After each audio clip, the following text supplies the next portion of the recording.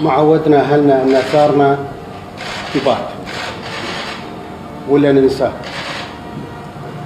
ولكن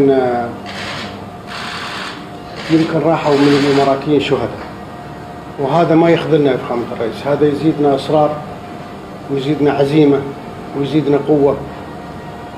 وأنا ما أعتقد فخامة الرئيس اليوم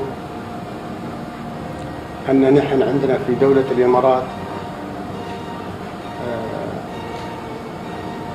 إلا من الحادث الأليم اللي صار البارح زادت عزيمتهم على تحرير وتطهير اليمن من الحثالة اللي موجودة فيه أضعاف مضاعفة. الحمد لله. لكن فخامة الرئيس لا تظن أن نحن نتردد في قرارنا الأول. نحن ماشيين معاكم فخامة الرئيس إلى آخر الطريق إن شاء الله.